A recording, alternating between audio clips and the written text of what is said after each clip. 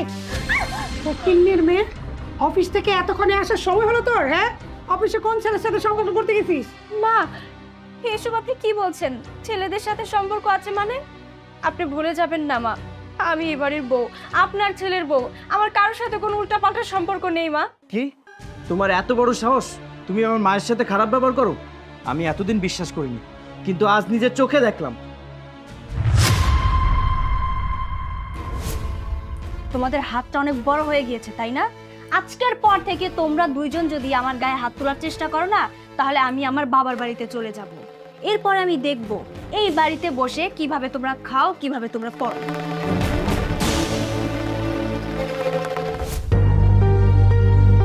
কি ব্যাপার, এভাবে কি চুপ করেই থাকবে, নাকি কিছু একটা সমাধান করবে? এভাবে আর কতদিন ঘুরবে বলো তো? একটা চাকরি তো করতে হবে। এভাবে চুপ করে বসে থাকলে তো আর চলবে না, তাই না? কি ব্যাপার, তুমি কি কোনো চাকরি টাকরি পাচ্ছ না? না, এই চাকরিটাও হবে না। ইন্টারভিউ তো দিচ্ছি, কিন্তু চাকরি এটাও হবে না। মামা চাচা খালু না থাকলে চাকরি পাওয়া অসম্ভব। পড়াশোনা শেষ করার পরেও বেকার থাকা যে কি কষ্ট, সেটা একমাত্র শিক্ষিত বেকাররাই জানে। দিন দিন ফেড আপ হয়ে যাচ্ছি, জানি না কি করবো, ভালো লাগছে না কিছু। হ্যাঁ, তুমি তো এক কথা বলে দিলেই বাঁচো যে আমি কিছু জানি না, আমার ভালো লাগছে না। কিন্তু আমি তো এই সংসারের বউ, আমার কাঁধেও তো একটা দায়িত্ব আছে।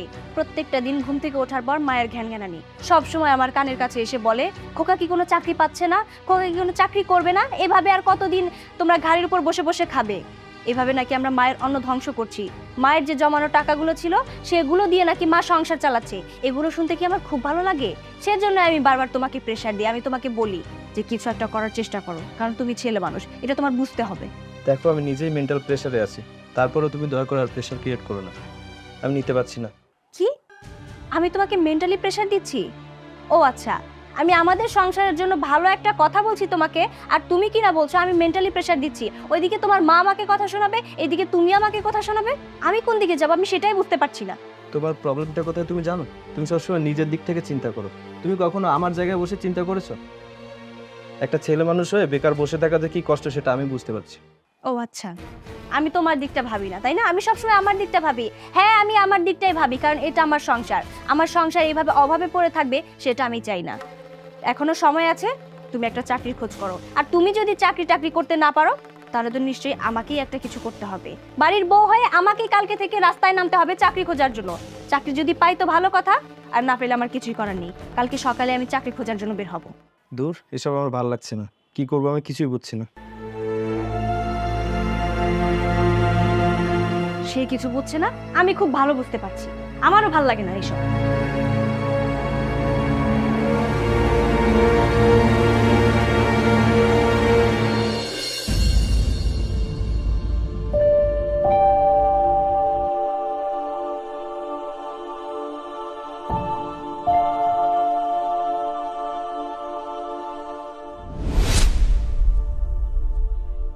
এই যে মহারানী, এসে পড়েছেন আপনি অফিস থেকে?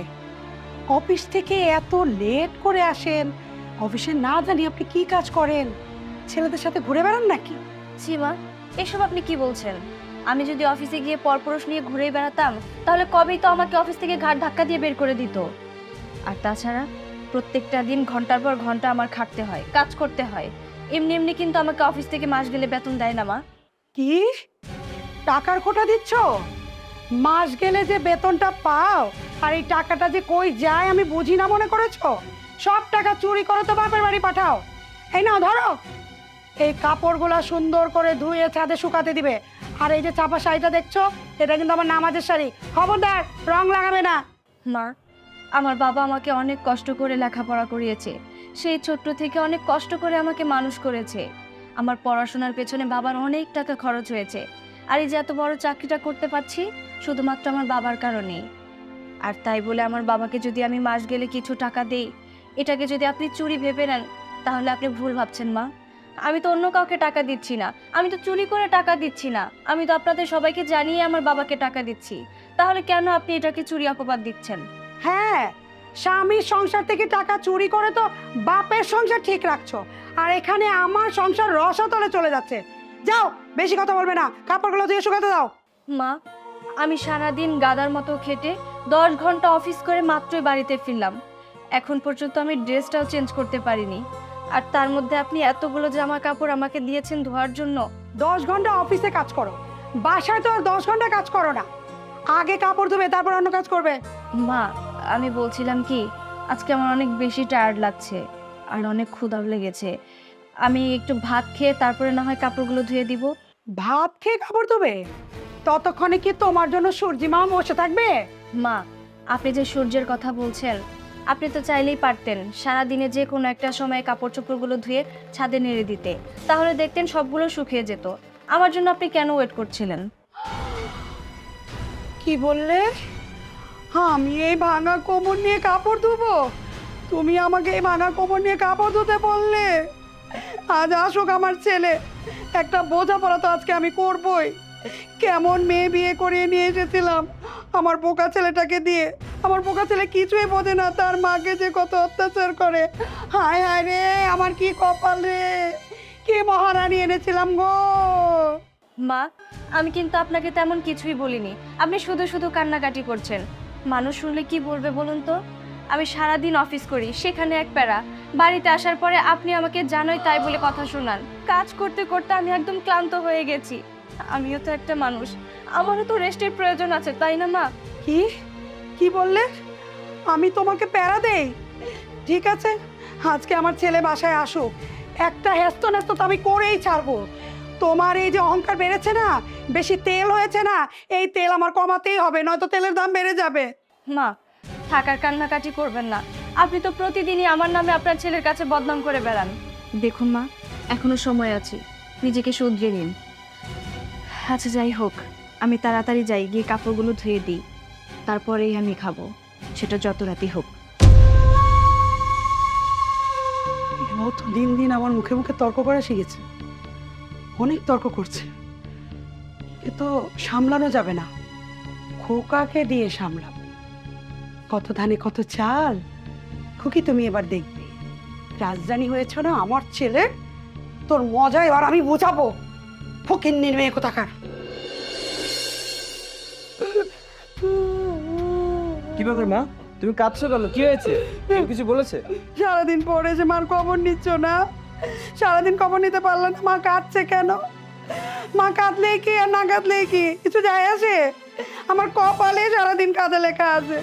আমি সারাদিন কাঁদবো, সারা জীবন কাঁদবো, আজীবন কাঁদবো, শুধু তোর কারণে। তুই আমার কপালে কান্না রেখেছিস। আরে কি হয়েছে সেটা তো বলবে। কি হয়নি সেটা বল। তোর আদরের বউ, তোর শাহজাদি বউ, ওর জন্য আমি তো বাড়িতে টিকতেই পারছি না। মনে হয় কোনদিন জানি আমাকে গাড় ধাক্কা দিয়ে বাড়িতে থেকে বের করে দেয়। তোর বউকে তো কোনো কথা বলাই যায় না, খালি কথায় কথায় চাকরির কোটা দেয়, টাকার কোটা দেয়। আমি আজকে আমার কাপড়গুলো ধুইতে বলেছিলাম, ও আমার কাপড়গুলো তো ধুইলই না, উল্টা আমার সাথে ঝগড়া করলো, নানান কথা বললো, পারে না আমারে ধরে মারে। কি বলছো মা? অথই তোমাকে মারে? আমি বিশ্বাস করি না। আমি তো জানি অথই একটা ভালো মেয়ে। তোর কাছে তো লাগবেই, ভালোবেসে বিয়ে করেছিস না। আমি তো জানতাম বিয়ের পর সব ছেলেরা পর হয়ে যায়, গেছিস তুইও পর হয়ে গেছিস। আমার ছেলে আর আমার নাই, ও আল্লাহ গো, আমার ছেলে আর আমার নাই। ওই দজ্জালের স্বামী হয়ে গেছে, তুই তোর বোর হয়ে গেছিস, তুই আমার চিন্তাই করিস না। আচ্ছা বাবা, ক্ষমা করে দে আমাকে, তুই বউ পাগল ছেলে হয়ে গেছিস, তোর বোর কোনো অন্যায় নাই, সব অন্যায় আমার। তোরা দুজন সুখে থাক, আমাকে পারলে বৃদ্ধাশ্রমে দিয়ে আয়। তুমি কি পাগল হয়ে গেছো? তোমাকে আমি বৃদ্ধাশ্রমে দিয়ে আসবো? পাগল হলে তো ভালোই হতো, তোর বউর হাতে তো মার খেতে হতো না। তোর বউ আমাকে সারাদিন রাত অত্যাচার করে, সারাদিন আমি কাজ করি, তারপরে তোর বউর মন পাই না, অফিস থেকে আসে লেট করে, এসে কাজের কথা কোনোটাই বলা যায় না, উল্টা আমাকে দিয়ে সব কাজ করায়। দেখো, তুমি আমার মা, অথই আমার স্ত্রী, আমি দুজনকেই সমান চোখে দেখি, কাউকে ছোট অথবা কাউকে বড় না। লাগবে না তোর চোখে দেখা, আমার এই দু চোখ যেদিকে যায় আমি ওদিকে চলে যাব। আমাকে যদি তুই বৃদ্ধাশ্রমে না দিয়ে আসিস, আমি চলে যাবো যেখানে মনে চায়। দূর, সারাদিন পরে বাসায় আসলাম, তোমাদের এই অশান্তি আমার আর ভালো লাগে না। দিছি ব্যাস লাগা, এখন বুঝবো ফকিন্নির মাইয়া আমার সাথে বেয়াদি মুখে মুখে তর্ক। এখন বুঝবি জামাই যখন কি হবে না, তখন বুঝবি।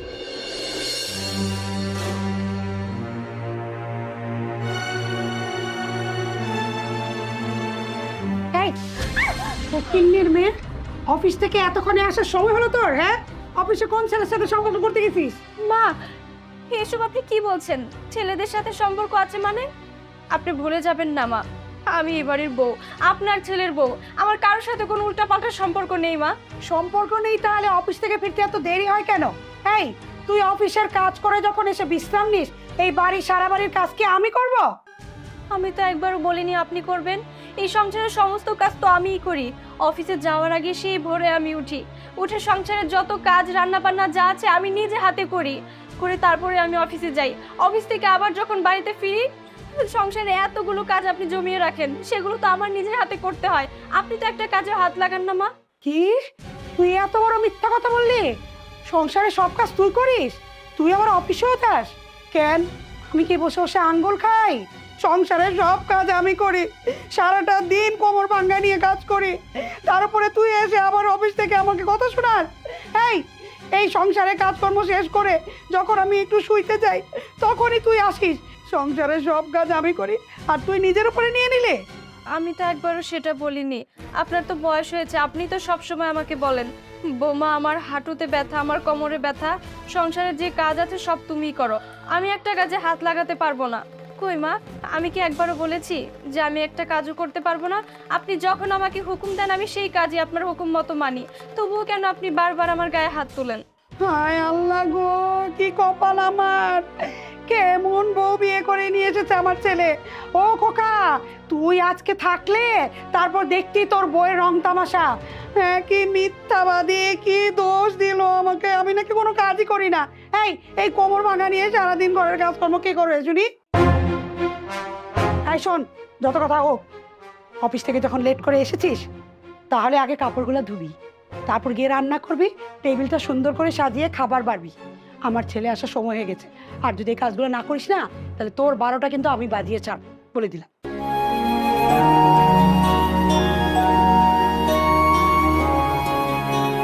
এত কষ্ট করে সারাটা দিন আমি অফিসে গাদার মতো খাটি, আর বাড়িতে এসে একটু শান্তি করব, আমি সেটাও পারি না। বাড়িতে আসার সাথে সাথে আমাকে এক গাদা কাজ দিয়ে বসিয়ে রাখে।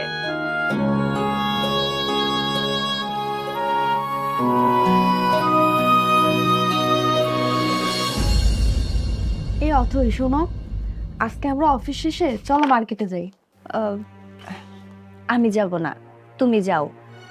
আসলে হাতে একদমই টাকা নেই তো, সেজন্য আর কি। কি বলো, তুমি এত ভালো একটা চাকরি করো, মাস শেষে এতগুলো টাকা পাও, আর তোমার হাতে টাকা নেই? কি করব বলো, মাস শেষে যে বেতনগুলো পাই সে টাকা নিয়ে যখন বাড়িতে যাই, আমার শাশুড়ি সবগুলো টাকা গুনে গুনে নিয়ে যায় আমার কাছ থেকে, তাই আমার হাতে একটা টাকাও নেই। তুমি কিছু বলো না? আমার আর কি বলার আছে বলো, কষ্ট করে চাকরি আমি ঠিকই করি, কিন্তু সেই টাকার উপর আমার কোনো অধিকার নেই। আমি প্রায় সময় লক্ষ্য করি তুমি অফিস থেকে বাসায় যাও হেঁটে, আর বাসা থেকে অফিসে আসো হেঁটে, গাড়িতে আসা যাওয়া করতে পারো না? কি করব বলো, গাড়ি ভাড়া না থাকলে তো হেঁটেই যেতে হবে। তুমি এত বোকা কেন? এই যে মাস শেষে টাকাগুলো পাও, তুমি কি তোমার জন্য কিছু রাখতে পারো না? সবই কেন? কি হলো? না না, তেমন কিছু না, কিছু হয়নি। বুঝলাম না, তোমার ঘাড়ে এইভাবে হাত রাখতেই তুমি আঁক করে উঠলে কেন? না আসলে হয়েছে কি, আমার মনে হয় ঘুমানোর সময় মোবাইলের চাপ লেগেছিল তাই। না, আমার মনে হইতেছে তুমি আমার থেকে কিছু একটা লুকাইতেছো। সত্যি করে বলো তো, কি হয়েছে এখানে? তোমাকে কি করে বলি বলো তো, যতই হোক পরিবারের বিষয় তো, যেহেতু জিজ্ঞেস করছো আমি তোমাকে বলছি। আমার স্বামী আর আমার শাশুড়ি আমাকে প্রচুর মারধর করে। মাস শেষে আমি যদি ঠিকঠাক মতো বেতনের টাকা তাদের হাতে তুলে না দেই, অফিস থেকে বাড়িতে গিয়ে যদি আমি ঠিকঠাক মতো সংসারের কাজে হাত না লাগাই, তখনই ওরা সবাই মিলে আমাকে মারধর করা শুরু করে দেয়। তুমি একটা শিক্ষিত মেয়ে, তার উপর আবার চাকরি করো, সবকিছু জেনে বুঝে এগুলো সহ্য করছো কেন? তাছাড়া আর কি করব বলো, নারীরা যতই শিক্ষিত আর চাকরিজীবী হোক না কেন, দিন শেষে শাশুড়ি আর স্বামীর হাতে অবহেলার অত্যাচারের শিকার হয়। অথই, সময় এখন বদলেছে, যুগ পাল্টে গেছে, এখন আর সেই দিন নেই। তুমি প্রতিবাদ করো তোমার স্বামী আর শাশুড়ির বিরুদ্ধে, তাহলে দেখবা তুমি তোমার সংসারে সম্মান পাচ্ছ। আর যদি প্রতিবাদ না করো, দেখবা তুমি অবহেলার পাত্র হিসেবে রয়েছো। প্রতিবাদ? আমি কিভাবে প্রতিবাদ করব? শোনো, আমি তোমাকে যেভাবে বলি তুমি সেভাবে চলো, দেখবা তোমার স্বামী আর শাশুড়ি কি শিক্ষাটা পায়, বুঝতে পারছো? ঠিক আছে, তুমি যেভাবে যেভাবে বলছো আমি ঠিক সেটাই করব। মা, মা, কি ব্যাপার, কোথায় আপনি? মা, এই কি হয়েছে, ডাকছো কেন? যান, এই ফাইলগুলো নিয়ে আমার রুমে রাখবেন, আর আমার জন্য সুন্দর করে ঠান্ডা পানি দিয়ে এক গ্লাস শরবত করে নিয়ে আসবেন। যান। ও মা গো মা, কোন দেশের রাজকন্যা আপনি? কোন রাজার মেয়ে আপনি যে আপনাকে ঠান্ডা পানি দিয়ে শরবত বানিয়ে দিতে হবে, আপনার ফাইলগুলো সুন্দর করে ঘরে দিয়ে আসতে হবে? এই এত সাহস কোথা থেকে আসে তোমার? সাহস দেখাবো না তো কি করব? আমার টাকায় খাচ্ছেন, আমার টাকায় পড়ছেন, আমার টাকা দিয়ে সবকিছু করছেন, আর আমার জন্য সামান্য এইটুকু কাজ করে দিতে পারবেন না? শুনুন মা, আজকের পর থেকে কাজ করতে না পারলে এটা মাথায় রাখবেন যে আজকের পর থেকে আপনার খাওয়া দাওয়া বন্ধ। খোকা, ও খোকা, কি হয়েছে মা? দেখ না তোর বউ আমাকে কি বলে, বলে কি এই বাড়ির সমস্ত কাজকর্ম করতে হবে, আর যদি কাজকর্ম না করতে পারস তাহলে ওর টাকায় যেন আমি এই বাড়িতে না খাই। কি, তোমার এত বড় সাহস? তুমি আমার মায়ের সাথে খারাপ ব্যবহার করো? আমি এতদিন বিশ্বাস করিনি, কিন্তু আজ নিজের চোখে দেখলাম। তোমাদের হাতটা অনেক বড় হয়ে গিয়েছে, তাই না? আজকের পর থেকে তোমরা দুইজন যদি আমার গায়ে হাত তোলার চেষ্টা করো না, তাহলে আমি আমার বাবার বাড়িতে চলে যাব। এরপর আমি দেখব এই বাড়িতে বসে কিভাবে তোমরা খাও, কিভাবে তোমরা পড়ো। এতদিন ধরে চাকরি না করে আমার টাকায় খাচ্ছ, আমার টাকায় সংসার চালাচ্ছ, আর আমাকেই তোমরা এই বাড়ির দাসীবান্দি করে রাখতে চাচ্ছ। অথই, তুমি এসব কি বলছো? আমি একদম ঠিক কথা বলেছি। আজকের পর থেকে আমার টাকায় খেতে হলে, আমার টাকায় পড়তে হলে আমি যা বলবো তোমাদের ঠিক তাই করতে হবে। আমি সারাদিন অফিস করে কষ্ট করে বাড়িতে এসে সংসারের কোনো কাজে হাত লাগাতে পারবো না, কথাটা যেন মনে থাকে। আমি কি ঠিক শুনছি? তুমি এসব কথা বলছো? আমি তো বিশ্বাসই করতে পারছি না যে তুমি এইসব কথা বলছো। মা, ও যেটা বলছে সেটা ঠিকই বলছে। তুমি কি ভেবেছো আমি কিছু বুঝি না? না, আমি সব জানতাম আর সব বুঝতামও। তুমি আমার মা, তাই তোমার মুখে মুখে আমি কোনো কথা বলতে পারতাম না, কিন্তু ও আমার স্ত্রী। ও অনেক বিশ্বাস আর ভরসা করে আমার বাড়িতে এসছে আমার হাত ধরে। তার বদলে আমরা ওকে কি দিয়েছি? একটা মিথ্যা মা রূপী শাশুড়ি আর একটা বোবা স্বামী। মা, নিজের বৌমাকে যেহেতু মেয়ে হিসেবে ধরতেই পারো না, তাহলে তুমি কিভাবে আশা করো যে ও তোমাকে মা হিসেবে দেখবে? নিজের বেলায় 16 আনা আর ওর বেলায় 4 আনা, তাই না? তোমাদের মতো এই বৌমা শাশুড়ির দ্বন্দ্বের কারণে না অনেক সাজানো সুখের সংসার নষ্ট হয়ে যায়। এখনো সময় আছে, নিজেকে শুধরাও। আর এখন থেকে তোমার বৌমা যেটা বলবে সেটাই শুনতে চেষ্টা করবে, এতে আমাদের জন্যই ভালো হবে।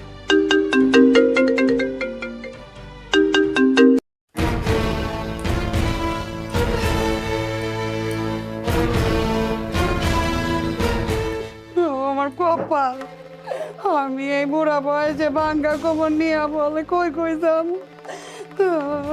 থাক গিয়া, ওই টাকা ইনকাম করে ওর বোর কথাই তো শুনতে হইব। আমি এই বুড়া বয়সে বলে এখন কাজ করতে হইব, সংসারে সব কাজ বলে আমার করতে হইব। আর এই ফকিন্নির মাইয়া বলে পয়সা পয়সা খাই বললো আসতে বলি।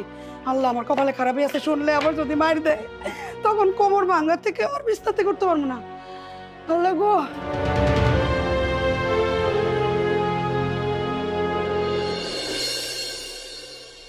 হ্যালো, শোনো, এদিকের অবস্থা তো পুরোই টাইট।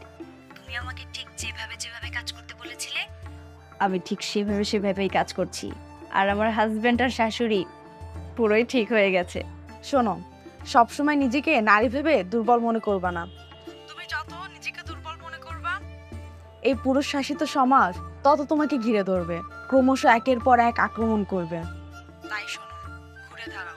তুমি তোমার নারী শক্তিকে জাগিয়ে তোলো, দেখবা কোনো পুরুষ তোমাকে আর কখনো আক্রমণ করতে পারবে না, বুঝতে পারছো? আসলে তোমাকে যে কি বলে ধন্যবাদ দিব, তুমি যদি আমাকে এই হেল্পটুকু না করতে তাহলে হয়তো আমি এত দূর আসতে পারতাম না, এদের আসলে বোঝাতে পারতাম না। আচ্ছা যাই হোক, তুমি এভাবেই আমাকে সবসময় সাপোর্ট করে যেও। Thank you so much. ঠিক আছে, ভালো থেকো। ওকে, আল্লাহ হাফেজ। জামাই, আমি আজকে এই মুহূর্তে আমার মেয়েকে এই বাড়ি থেকে নিয়ে যাব। কি বলছেন এসব আপনি বাবা? কি বলছি মানে? ঠিকই বলছি। আমি কেন আমার মেয়েকে এই বাড়িতে রাখবো? আমি যখন আমার মেয়েটাকে তোমার হাতে তুলে দিয়েছিলাম তখন তুমি চাকরি করতে। আমি একটা চাকরিজীবী ছেলের হাতে আমার মেয়েকে তুলে দিয়েছিলাম। কেন দিয়েছিলাম? তার নিরাপত্তার কথা চিন্তা করে, সে সুখে থাকবে, শান্তিতে থাকবে, আরামে তার জীবনটা কাটাবে, এই কথা চিন্তা করে। কিন্তু বিয়ের 1 বছরের মধ্যে তোমার চাকরি চলে গেল, তাও কিছু মনে করিনি। কিন্তু গত 2 বছর আমার মেয়েটা নিজে পরিশ্রম করে এই সংসারটা চালাচ্ছে, তোমাদের দুজনকে খাওয়াচ্ছে। আর তার প্রতিদান কি দিয়েছো তোমরা? আমার মেয়েটাকে অকথ্য অত্যাচার নির্যাতন করেছো। তারপরেও কিভাবে ভাবছো আমি আমার মেয়েকে রেখে যাব? আমি এই মুহূর্তে আমার মেয়েকে নিয়ে যাব। ঠিক আছে বাবা, আপনি যখন সিদ্ধান্ত নিয়েছেন যে অথৈকে নিয়ে চলে যাবেন, আমার কিছু বলার নেই। দেখেছিস কত বড় কাপুরুষ, দেখেছিস? হ্যাঁ, কত বড় কাপুরুষ! একটা কাপুরুষের হাতে আমি আমার মেয়েকে তুলে দিয়েছি। কাপুরুষ, আসলেই কাপুরুষ। বেকারত্বের জাতাকলে পিষ্ট হয় যখন একটা পুরুষ, তখন তাকে বলা হয় কাপুরুষ। পরিবারের দায়িত্ব মাথায় নিতে না পারে যখন একটা পুরুষ, তখন তাকে বলে কাপুরুষ। আপনি ঠিকই বলেছেন, আমি আসলে ওর দায়িত্ব পালন করতে পারিনি। দিনের পর দিন মায়ের অত্যাচার সহ্য করে বাড়িতে চাকরানির মতো পড়ে রয়েছে, তাও আমি কিছু বলতে পারিনি। তাই আমি কাপুরুষ। এমন কাপুরুষের আর কিছুই বলার থাকে না। আমার আসলে বলার ভাষাও নেই, আপনার সামনে দাঁড়ানোর মুখও নেই। তাই বলছি, আপনি যেটা সিদ্ধান্ত নেবেন সেটাই করবেন, সেটা আমি মাথা পেতে মেনে নেব। কষ্ট হবে, কিন্তু আমাকে মেনে নিতেই হবে। মেনে না নিয়ে উপায় কি আছে? কারণ আমি তো কাপুরুষ। অবশ্যই নিয়ে যাব। তোমার এসব মন গড়া কথায় আমি আমার মেয়েকে এখানে রেখে যাব না, কারণ এটা তার নিরাপত্তার প্রশ্ন। আমি এখনই নিয়ে যাব। এই চলো। বেশ সাহেব, আমার কিছু কথা বলার ছিল। আপনার আবার কি কথা শুনবো? আপনার সাথে আমার কোনো কথা নেই। আপনার সম্পর্কে আমি সবকিছু শুনেছি। আমার মেয়েটাকে আপনার হাতে আমি তুলে দিয়েছিলাম, ভেবেছিলাম আপনি আমার মেয়েটাকে নিজের মেয়ে করে রাখবেন, কিন্তু আপনি তা রাখেননি। আপনি ওকে সবসময় অত্যাচার নির্যাতনের মধ্যে রেখেছেন। আবার এখন কি কথা বলতে এসেছেন আপনি? সব দোষী তো আমার, তাই আমার কথাগুলো আপনার শুনতেই হবে। অন্যায়টা আমি করেছি, তাই আমার কথা বলার অধিকারও আছে। আমি আমার ছেলেকে বিয়ে করিয়ে নিয়ে এসেছিলাম, কিন্তু বউটাকে আমি সুখে রাখতে পারিনি। আসলে আমি সুখে থাকতে দেইনি। আমি ওর উপরে অনেক অত্যাচার করেছি, অন্যায় করেছি, আমি মানি। আমি আমার মেয়ের জায়গাটা ওকে দিতে পারিনি, কারণ আমার কোনো মেয়ে নাই। তাই মেয়ের দরদটা আমি বুঝতে পারিনি।